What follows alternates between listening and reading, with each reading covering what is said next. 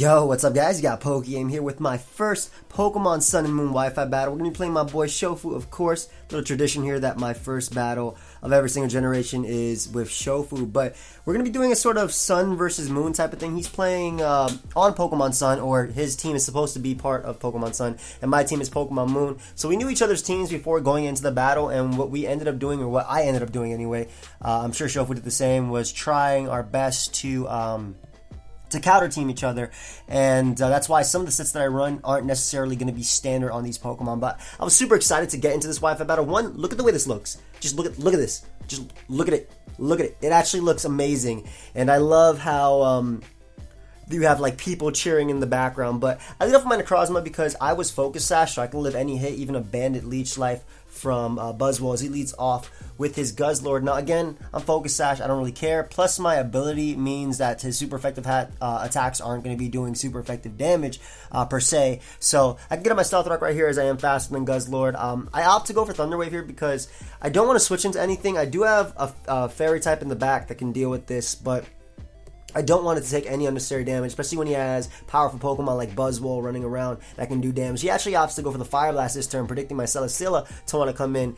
Either way, it's not going to be able to knock me out, as I just decided to go for the only offensive option I have outside of Psychic, which is Rock Tomb. Again, it's not a standard set, but because he had so many powerful Pokemon like Kartana, and just even potentially just fast Pokemon in general, I wanted to be able to go for Rock Tomb and Thunder Wave. I wanted two options to be able to slow them down. So he got full parried right there. I don't know how much it mattered, but he is able to knock me out now with the Crunch. And I have a few Pokemon I can go out into. I do have my Lunala, which does have the Moonblast, but I don't want to reveal that just yet. I'm actually kind of hoping that I can catch him off guard with that later, since I'm not quite sure how familiar Shofu is with these Pokemon. But I have to go out to my Tapu Koko right here, as I know that a Dazzling Gleam will definitely be able to knock him out. And look how beautiful this Electric Surge looks. I love how Shofu's just in the background of his Pokemon too, but not a good matchup for him. He's going to switch out into his Solgaleo, or Solgaleo, however you do want to say it, as I am going to fire off a Dazzling Gleam, and this does absolutely nothing. So I'm not sure if he's actually like Spadef Solgaleo or Solgaleo. I'm probably just going to say Solgaleo, or that wasn't even any of the ones that I said previously. But Thunderbolt will not be able to knock this thing out, and a Sunsteel Strike is going to blow me back. So I'm going to switch out into my Celesteela, mainly as a pivot, because I do know that Solgaleo does have access to Flare Blitz as well if it wants to use that. Look how amazing this animation is. This is definitely one of the top 5 animations in Pokemon Sun and Moon. Beautiful. I can't believe this thing isn't even part Fire type. Like, it's the dude is like the Sun God, or the Messenger of the Sun, something like that. But in any case, I don't want to stay in just in case he does fire off a Flare Blitz right here.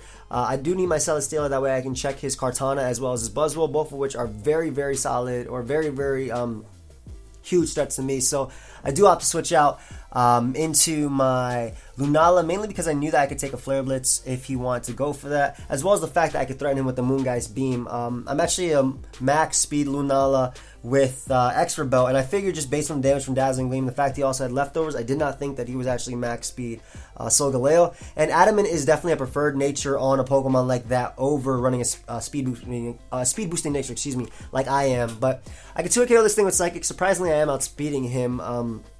He is faster than me, if I'm not mistaken, like naturally, but he chooses to go for Stealth Rock, which is great. I have my Pokemon in before he is even able to break my Shadow Shield, which is essentially multi-scale, and I could 2-KO him with this Expert Belt boosted Psychic. I don't even have to predict him switching out to Guzzlord, because like I said, I am E-Belt. I do have Moonblast, which does knock out Guzzlord. I have Moongeist Beam, which can deal with the Solgaleo, and basically, as long as my Shadow Shield is intact, nothing on his team can knock me out.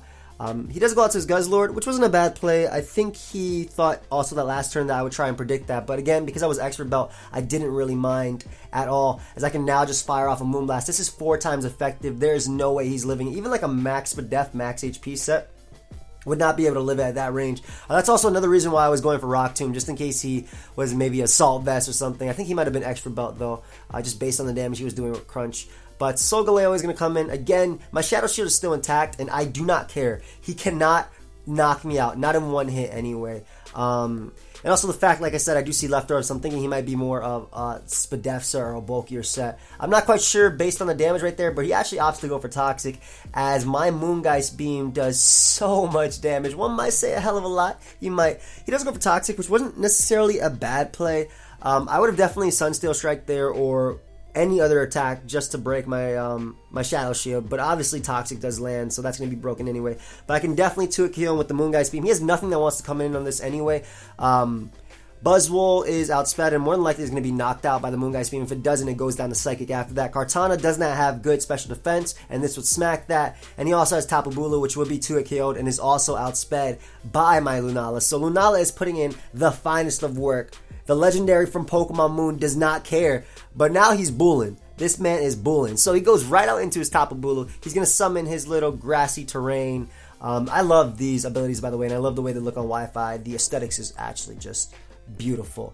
I also do want to know your opinion, by the way, on if you want me to speed these up a bit. I probably will, just because this is the normal speed of the Wi-Fi battle, and while I do like how it looks and I love taking in the views and whatnot, it's just a little bit too slow. I feel like it's a little bit too slow, so I do want to know your opinion on that. But because he did land that Toxic, my Shadow Shield is broken, and this Horn Leech is able to OHKO me. Pretty much all the damage I just did, he got back. On top of that, his Grassy Terrain is going to be healing him just a bit because of Grassy Surge, and basically, he was able to deal with me. But I can go out to Celesteela. The only way he could knock me out there was if he was banded, so Celesteela is definitely a good play. Now, I do have Flamethrower, and his last 3 Pokemon are Kartana, Buzzwole, and this Pokemon on the field. I figured he would switch out into Buzzwole, and I actually wanted to Leech Seed first just in case it was banded so I could wear it down a bit. Flamethrower wouldn't be able to 2-hit KO it, and obviously Flamethrower would be able to 2-hit KO it or at least do decent damage. However, I didn't want it to potentially have a banded superpower and then weaken me enough to the point where Kartana could sweep me late game, because when you give one of these Ultra Beasts a Beast Boost, they're pretty nasty. He made a good double there, though, going into Kartana, predicting my Leech Seed, then doubling out into Buzzwole, trying to get in on an attack that wasn't Leech Seed, but I actually just opted to go right for Flamethrower. I knew I could knock it out, and he could not knock me out with any one move. And like I said, this is a 2-hit KO on Buzzwole, but I don't want to take a superpower just yet.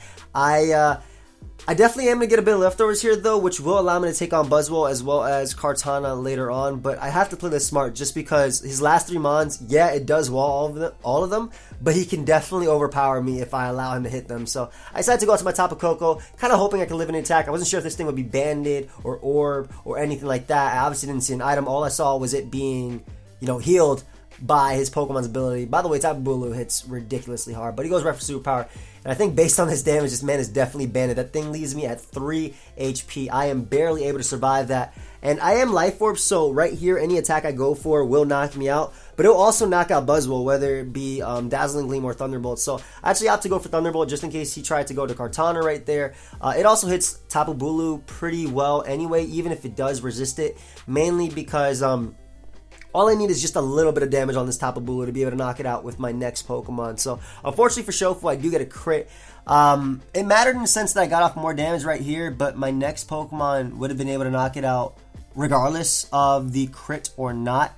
Basically, I was also trying to set up for my Scarf Xurkitree in the back, but I had Pheromosa, and the reason I say my next Pokemon would have been able to knock it out because while I do not have Poison Jab on this thing, I actually had HP Flying, because like I said, the way we made our teams was to check each other, so because his best check before was actually Buzzwole before he got Tapu Bulu on his team, I opted to put HP Flying on my Pheromosa, and I also did not make my speed max, which is why I get the attack raise right here, and it's actually going to sort of cost me a bit because he's able to go out into his Kartana. I was faster than Kartana. I was EV to outspeed Kartana. However, he ends up bringing in a Scarf. Look at this thing. It's actually Chopsticks. It's so small. But he ends up bringing a Scarf Kartana, and he is able to knock me out with the Psycho Cut. I'm not sure if Sacred Sword would have been able to knock me out. Obviously, I do resist it, but then again, Pheromosa is ridiculously frail. But he does outspeed me right there, so he has to be Scarf, and I can easily go out to Celesteela, and this is why I had Celesteela in the back, man. All I gotta do is click Flamethrower right here. I knock out the Chopsticks. It is Grass and Steel, if I'm not mistaken. If this thing had high base power moves, it'd be ridiculous. I already find it already a great Pokemon anyway, just with Sacred Sword, Psycho Cut, Night Slash, the Smart Strike, if I'm not mistaken. That's the name of the attack.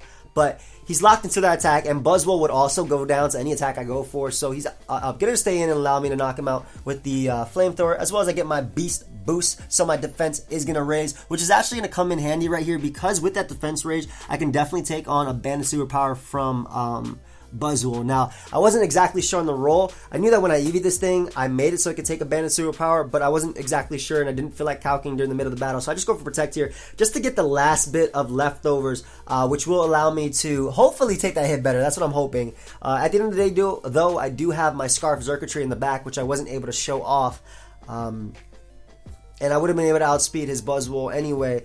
But right here, I'm going to be able to tank his Banded Superpower. It's going to do a hell of a lot, though. This is a relaxed natured Celesteela with a +1 defense boost, and that still does ridiculous amounts of damage. As now I am going to be able to knock him out with Flamethrower, and that is going to be a good game. So I end up taking the first win over Shofu out of what is more than likely going to be a ton of battles in this generation. So definitely stay tuned. Go ahead and subscribe to my boy Shofu. Feel free to subscribe to me if you want. You can leave a like. Follow me on Twitch and Twitter. Links are down below. I will be looking for Wi-Fi battles on both of those. Real Wi-Fi battles. This was just, Sun versus Moon, just showing off what we had.